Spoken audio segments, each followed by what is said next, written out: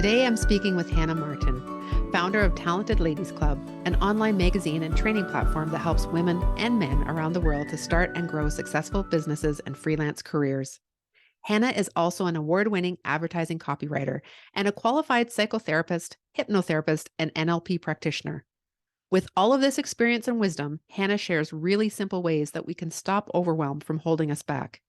She gives us tools and strategies as well as stories to help us really grasp how to put them into action. Her examples make things so clear, and I found myself looking forward to putting these strategies to work right away. If you get stuck in negative chatter and procrastination, I know you're going to find solutions here. Get to know Hannah through her website, talentedladiesclub.com. Now, here's our conversation. So pleased to welcome Hannah Martin here today, and I'm excited to introduce her to you. I'm going to get her to tell us a little bit about who she is and what she does, but welcome to Imperfection in Progress, Hannah. Thank you very much for having me. I'm delighted to be here. So tell us a little bit about, because you have a very, I would say, varied background in different things that you've been involved in. And I have to say, I'm pretty fascinated with all of them. So I'd love to hear a little bit about your journey and what's brought you to where you are now. Okay, I mean, in a really brief nutshell, I did a fine art degree. I was a painter. I dropped out at the end of year two, realized I didn't want to be an artist, didn't know what I wanted to do, felt quite lost. So I ended up buying a one-way ticket to Hong Kong, a country I'd never been to before. I had no family, friends, job, home, nothing. I stayed there 5 years and loved it. And while I was there, I found my dream career, which was being a creative at an ad agency. So I was a copywriter for 25 years, won loads of awards, worked in Hong Kong and London, just loved the career. But it's very difficult to make that career work as a mother. Well, it certainly was back when I had my son and my daughter. So I started freelancing from home, and while I was working as a copywriter, I also, in my free time, I qualified as a psychotherapist, hypnotherapist, and NLP practitioner, because these were always things I had an interest in. And then I became a freelance copywriter. And then I started to realize that a lot of women who had children really struggled to make their career work. I mean, this is going back to 2009. So it's a very different world today, but certainly in those days, I mean, it's tough now. It's even tougher then. And there was nothing online at the time that really spoke to women and encouraged ambitious women to go back or to continue their ambitions in a way that worked for them and without compromise. So I created Talent Ladies Club as a website, as a resource that I felt was missing. And we were 10 years old last month. And yeah, that's pretty much it. Congratulations. I think that's amazing that you've been 10 years around with the Talented Ladies Club. Tell us a little bit about what it does for women, because it's pretty fascinating what you're offering. Yes. So I had to say, I mean, it started out very much targeted on professional women who had children. As it's grown, our audience are women who don't have children, and they are men as well. And so we do have advice for them too. So basically, there's a content site that has like we call it like a magazine, but it's a lot of online content, and there's a lot of topics on there. But predominantly, the aim of it is to inspire and empower you. So we have stuff on how to start and grow a business, how to start and become a freelancer, how to have a flexible career. And we have an ethos of positive honesty on the site. So we never shy away from reality and difficult topics. But I hope that whatever article you read, you leave there feeling that whatever situation you're in, there's things you can do, there's hope you can have. So I always try to give people actions to take. I always try to make them feel when they leave our site more empowered than they came on. That's my goal. And then we also do online training. So we have a range of courses, classes, and memberships to help people pursue predominantly business and freelance ambitions.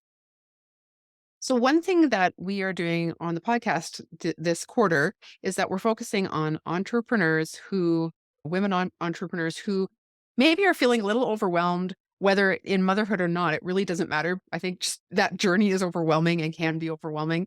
But also the whole idea of how, as women, we need that kind of support. We need people around us. It does take more than us just putting our head down and going it alone. It can be incredibly lonely. And I love that you are offering something to give that kind of support, to give that community aspect of it to women. Yeah, definitely. We do have an online community as well as part of a learning platform, and you don't actually need to join any of our courses to access it. But I think you're right. If you think about We go to school and college and we have kind of cohorts there. We have children, we do baby groups. We go to work and we have colleagues and managers. And then we start a business and go freelance, and it's often just us at home. We don't have that moral support network, and we don't have that network of people passing on advice and showing us what to do, or even giving us, in terms of managers, giving us goals to reach. And I think there is a need, and why women do reach out when they're going through these journeys that are probably some of the most difficult. Starting a business or going freelance can be a very difficult journey, and there's lots you need to learn, and lots of situations when you want someone to go, hey, that's normal, that client's being unreasonable, or here's what you do. So there is a real need to seek out advice and moral support, I think. Hmm. Yeah. The other thing I also hear, besides kind of the lonely part of it, is the fact that things, like we were saying earlier, can be overwhelming. But the idea that like it's so overwhelming that then I freeze and I just can't take the first step and I put it off. And what was supposed to get done this week is now not getting done.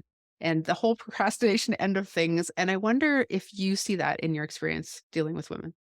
Yeah, absolutely. And it is totally human if you think about it. When we are faced with something that seems insurmountable, whether it's a pile of paperwork that you haven't yet tackled, or whether it's I need to go on Instagram and I've never been on Instagram before, I don't know where to start. It's that task seems so huge, and we don't see a way into it. We don't see a path in. And in which case we do get overwhelmed, and it's very easy to just then go, I'm gonna put that off. I'm not gonna do it now. But of course nothing ever really gets better when we leave it. It just gets in our head bigger, and it still needs to be tackled. So do you have any tips on how we can get ourselves through those first stages of overwhelm and really fear, right? Yeah, definitely. And there's a big psychological element to it, and fear is definitely an emotion people feel. The key is to break it down into steps. So there's a strategy that I learned when I was trained to become a psychotherapist, we call chunking. So you chunk a goal and you always start from your end point. I always think about it as like climbing Everest. Okay, you want to get to the top of Everest. You stand at the bottom of Everest. Well, this first thing, you can't even see the top. It's so high up and in clouds. And like you can't envisage yourself being there, and you can't see the steps you're going to take to get there. So what you need to do is not look at the top of Everest. You just need to look at base camp. All you need to do is get to base camp and find out how to get there. Then when you get to base camp, you think, right, where's my next stage? And all you need are the skills to get to and tools to get to the next stage of that. And as you start climbing Everest, you're going to build the stamina, you're going to build the skills. So chunking is a way of going, right, here's my goal. Like I want to, let's say I want to get a business started, or I want to onboard my first employee. And you think, okay, so my end goal is being in a position where that is done, like I've achieved it. So what are the big stages back from that? So if I've got a big goal, what are the key kind of milestones? And climbing Everest will be the kind of various camps along the way up there, the stages. And then within each of those, what are the steps that you need to take for that single stage? And you work backwards. So like if, for example, okay, my business is set up, okay, so what have I done just before I've set it up? Well, I put my website live, perhaps, okay? And what do I do before I put my website live? Well, I proofread it. What do I do if I proofread it? I upload the copy. And you just start doing it in stages like that till you get back to where you are here and now. And then if you've got those tasks, so you've had your big steps, and each big step is then broken up into tasks between them, and you come back down to where you are now. And then when you look ahead, you've got really simple steps that if you follow will get you to your end goal. And then you just start work on them. So that's one really simple way of doing it. Taking a big goal, working backwards from it, identifying the big steps along the way, and then looking at the tasks between those steps. For the months of July, August, and September, we are focusing on being a woman entrepreneur. I know personally that along my journey, there have been some amazing coaches who have helped me figure out exactly what I wanted to do and how I wanted it to look and feel. Sometimes the overwhelm was crazy, and I needed that outside view to help simplify what I needed to focus on and to keep me accountable. My favorite thing about working with a coach is that I get more done in less time. Whether it is learning to manage my time, having step-by-step actions to complete a goal, or having someone to help me overcome limiting beliefs and mindset blocks, the coaches I have worked with have been a huge part of my success.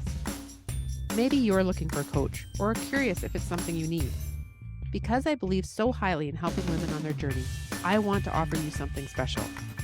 Each month, from July through September, I'm offering 30-minute strategy calls for free to the first 6 women who book a call with me. Each month, 6 new spots will open, and I hope you will take advantage of this time to get clear on where you are and where you want to go. I love learning about the women in my community, and I'm looking forward to hearing about what you want to create. Book your call by clicking on the link in the show notes, or go to my podcast page on my website, pursueprogress.com/podcast. These 6 spots are first come, first serve, so don't wait. Now, back to the podcast. I love that. I talk a lot about clarity when I'm working with people who are looking to make those chunking kind of processes, right, as you're going along. And I think for a lot of women too, as they're looking at the Everest, the very top of the whole thing, you suddenly start to think like, well, I can't do it. And then all this self-doubt comes in and I don't know what I'm doing and how do I do it? And they do it fine, but like I don't have that and I don't have these things, and then the comparison, and we just run through so many rabbit holes and end up talking ourselves out of it. Definitely. And then there's something really important there as well, which is another really simple technique you can do, is like visualization. And we called it future rehearsals. So in hypnotherapy, one of the things is someone wants to achieve something or break a habit. They just see themselves in the state they are now and they play this over and over again, or they'll play failure. So public speaking is a classic one. I'm going to stand on stage and I'm going to, like, my clothes will fall off. I'm going to be naked, or everyone's going to laugh at me, or the words aren't going to come out. And we play these kind of things in our brain. What happens? Our brain expects that and it lays templates down for that to happen. So what you need to do is the opposite. So if you're thinking, really want to start a business, but I'm not an entrepreneur, I'm not a business person, and no one is until they do it. No one is anything until they do it. So that the idea is like, I don't feel it's authentically me, so it's not meant for me. That's rubbish. It's about, if you want to sort of help yourself psychologically there, is imagine yourself having achieved that. Imagine yourself standing on stage, the words coming, like everyone loving, clapping, laughing, whatever's an appropriate response. If it's you in business, imagine yourself in a year's time running that business. What does that feel like to you in a really kinesthetic way? What does it look like, sound like, taste like, smell like? And play these success visions over and over in your head, because then you'll start to have a vision for what you are going to feel like and be like. And your brain can then actually make things happen for you. Like, it can help you make decisions that feel authentic to you, because you've got that neuro pathway built in your brain that is associated with that positive response. I love that. I never thought about the fact that, I mean, until we've done it, we're not it, right? Like we can't expect ourselves to be there. Yeah. So I can see the visualization would really put us in the place that we have done it, right? Because we can stand into the future and really accept that. I love that. When we're in that state of like, I don't know how to do it. I'm not sure how to do it. And we're going through that visualization in our head, because I sometimes hear people say, but it's not like, but it doesn't feel real to me. Like I don't feel authentic. I feel like I'm a fraud. Like it comes to all that doubt again. What can we do as we're visualizing just to allow that to be there? Okay, so one of the things is recognizing it. So the first step is to recognize and stop it. So there is something very comforting about familiar thoughts, and even thoughts that are negative. So for example, it's a classic one. Years ago, I had a boyfriend who cheated on me. And so then I became very kind of like fixated on, oh, if he's just going to go out, he's going to cheat on me. Like, and then that was that negative thing. And then it felt almost comforting to torture myself with these thoughts. And then that carried on to my next relationship. So I would then say dating a guy who wasn't cheating on me. He was very lovely. But whenever he went out, I would play these kind of, oh, he's going to be like cheating on me. And I realized, actually, after reading Gay Hendricks' The Big Leap, that I just set my expectations so low and I was comfortable. And as soon as I felt secure in a relationship, my brain would kind of go, hold on a second, this is unsafe territory. What if he cheats on you and you're going to be more hurt? Far better to expect him to cheat, because then you're not going to be hurt. And so I realized that actually I was having these negative thoughts and they were making me comfortable. And I think we can all recognize the fact sometimes there are, oh, I'm never going to be an entrepreneur. And these thoughts almost become this safe haven, but it's uncomfortable comfort. So the first thing to do is to recognize that's not a helpful thing. And when it happens, and then it's to simply stop it, okay? And replace it with the thought you want to have. Now, in the beginning, that is not going to feel natural. It is not going to feel even enjoyable, because you get the dopamine reward from the negative thought.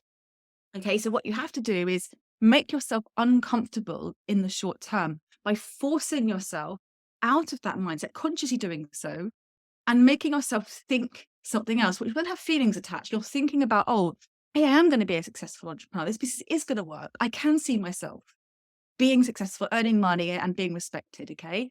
I don't feel comfortable thinking about that, but I'm going to make myself think it. Okay. And eventually it's about habit forming. Okay. We're building a new neural pathway in our brain. And when we go to sleep at night, our brain is trimming off all neural pathways we're not using. Okay. So how this is the easiest way I find to describe it is, imagine that every morning you're going to walk to work across a cornfield. Okay. The first day you come to that cornfield, there is no path. And you have to fight your way through to get to the side. It's quite hard. And you get through there and you're a bit scratched from the corn, but you make it to the side, okay? The next morning, you come back to that same cornfield. Now, you could walk across any place in that cornfield, but you can see where you walked through yesterday. It's still a bit of a jungle through there, but you can just about see it. So you walk that same way. After about 2 weeks of walking there, that path will be clear. The corn stops growing. You've kind of beat a clear path. Now, whenever you come to that cornfield, you're not going to think. You're just going to go down that path. It's easy. And anyone else that comes to that cornfield will go down that path. Now, imagine one day you decide, actually, I don't want to use that path. I want to use another path. This time, you're having to beat that path from the start again. It's really hard. And it's much easier to give up and say, I'm just going to go down that path because that's easy. Okay. But I don't want to use that path.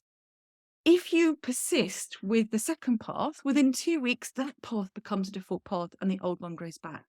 And that's probably the easiest way to describe what goes on in our brain. So when you are starting out and you are having negative thoughts, perhaps about yourself, but I can't do this, I'm not meant for that, it's never going to be me, you're going to replace it with the positive ones. It's going to be like beating a new path again.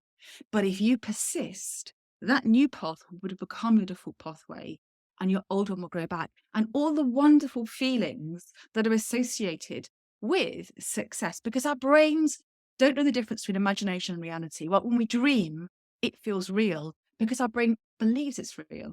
So when we go about our day and we torture ourselves with negative thoughts, we have the attached emotions because our brain thinks we're living it. The opposite also works. So when you have wonderful thoughts and you have amazing feelings, they're attached to those thoughts as well. So not only are you more likely to go and achieve this and you're having a nicer short term, but you have actually the feeling of success before you even got there. I love this illustration. I often talk about having to reprogram neural pathways and how hard it is when you've made such a great trench, right? You've made such a great way to go. And I love the idea of the whole cornfield. It's so easy to visualize that. When we are in this place of procrastinating, this place of overwhelm, and we're using these techniques and all of that. And I love that you said, like, it's not easy. It's not like it's instantly changing. We're learning new things and we're allowing that old path to grow over. What are things that we can also do, maybe like right in the moment that we're having that panic? If we're sitting down to our desk and we know we need to get this next thing done and it feels, oh, like just so uncomfortable. And that's always the thing, right? It's the discomfort. What would you say is what's the first thing we can do just to ease that feeling? Easiest thing, write a list. Like, I love lists. I can tell the difference between my days based on whether I've written a list or not. And the success of it. And it is such a simple thing. And we often, as human beings, we look for complicated solutions, especially when something's really troubling us. We can't believe there's a simple solution to it. Often the best ideas are usually simple. So for me, I just get it down on a list. And then what I personally do is I start off with a couple of easy things, kind of easy wins for me. And like, I feel good. I've got a couple of ticks on my list. And then I think there's a book called Eat the Frog. Like, if there's like a really big thing I don't want to do and I'm dreading and there's a negative emotion attached to it particularly, I get that done. Like, I'll do a couple of quick wins. So I'm feeling positive, then I'll go in for the big one. And then once it's done, things feel a bit easy. But yeah, absolutely for me is get it down on a list. I can see it then. It's out of this monster in the dark in my head that is just lurking there. It's down on paper. And then you can also make decisions. Actually, I don't need to do that thing today. That's fine. I'm not worried about that thing. And these 3 things will take you about 10 minutes. And that I don't know how to do. But if I spend a bit of time Googling, perhaps I can find a solution. And so it starts to be something tangible and you can create strategies for. But yeah, simple thing, start a list. That's a really good one. And it is funny how some simple things are, I don't know, the things we avoid, and yet it would just make life so much easier if we would just do that little thing and not look for something so complex and so convoluted in order to solve that problem that we're having. Do you find that as you're in your community, as you're working with different people that are freelancing and so on, is there a movement still at this point to do more of that, to move away from being in the corporate world and to have that kind of self-sufficiency? Absolutely. And I think it was exacerbated by lockdowns and the pandemic and that sense of there isn't security in the workplace. And I think we live in a time where I think the workplace is changing. You know, there's more hybrid working and remote working, and then there's more kind of there's like 0 hour contracts here in the UK, or kind of people going freelance and like gig workers. The internet obviously has made it possible for people to have different kind of ways of working. So yeah, I think people want more control. I think I think a lot of people started businesses in lockdown, and I think there will be a trend whereby not all of them are gonna work because by nature, not all of them do. So I think we'll see like a kind of curve off of like some of the business started it not working and people going back to traditional work. But I do think it started a trend whereby people don't see that as the one option. Like, I have to have an employer. They've had a taste for entrepreneurialism, they've seen it work, and they see how it can solve absolute problems. So yeah, I do think that people, and especially women, I think women who do have children, it can be very restrictive, kind of going back to the corporate world. And I think also it's a great time when you have children, you have to break from this path that you've been on, and you can look at it and go, is this actually the career I want to return to? Do I have dreams I've left on a shelf I can actually bring out now? And if I'm going to spend time away from my children, is that the thing I want to be sacrificing that time for? So I do think that it is an opportunity for women to take a different look at things. But yeah, I think it's an exciting time. I think there is so many more options for people today than there ever were before. And I think it's brilliant that people can pursue ambitions. And also, I think with doing online businesses, there's less investment. I mean, in the olden days, you had a bricks and mortar business. You had to rent an office. You had to get all this expensive equipment. You had to get products physically in store. You could try drop shipping if you wanted to kind of do a commerce business. So we can test the waters these days with a lower commitment. It's interesting to me that because we're having this time right now in the podcast where we get to talk to women who are entrepreneurs talking about being entrepreneurs. And so I'm kind of curious in your own journey right now, what are you loving about being the boss of your own business? Oh, what do I love? I love the freedom, like, absolutely. So, like, my son quit university or dropped out of university, and on the weekend, like, he went up there and we cleared, like, his room out, and then, yeah, on Monday, he signed a lease on his flat. I helped him move in. Like, today, I went over, I had a new mattress kind of delivered to my house.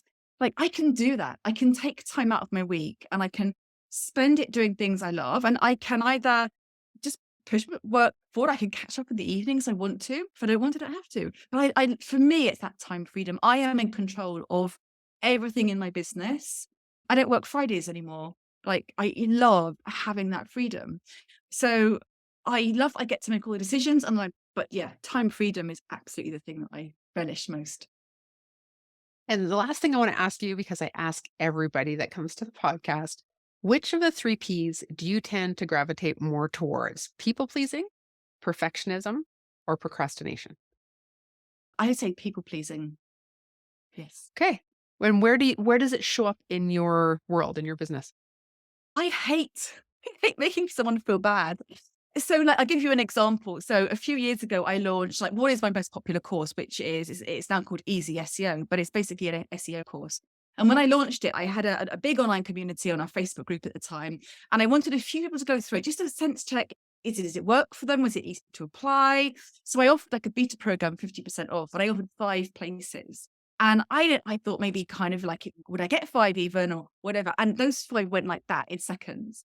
And I immediately had like way more people wanting.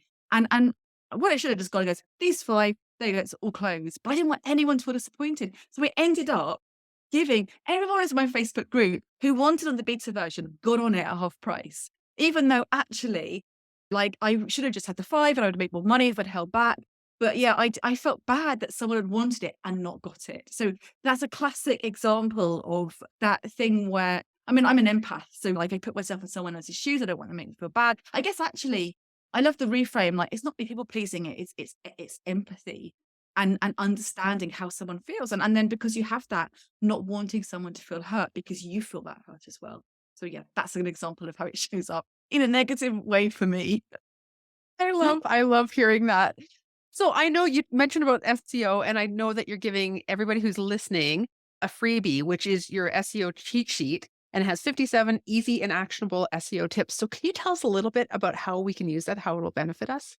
Yeah, so basically on that sheet is pretty much everything you need to undo about SEO if you have a small business or you're a freelancer. So they are the actions you need to take to do it. SEO is much simpler. People think SEO is technical. It's not, it's psychological.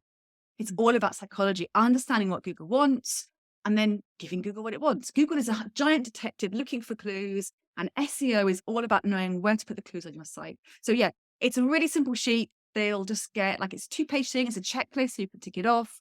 And then it tells you all the things you need to do to get your SEO done. Thank you so much for this. So, it'll be in our show notes. All of the contact info to be able to get a hold and get into Hannah's community will be there as well. But Hannah, where's a great place for them to find you? My website, which is talentedladiesclub.com. Like from there, you can like see all our content. You can find our courses. We also invite people to share, like if they've got expertise, they want an SEO link and they want to get in front of an audience. You can contribute a blog on our site. You can contribute an interview with yourself. So if you go to contact us page, and if you've got a question for me, you can put it in the contact box there as well.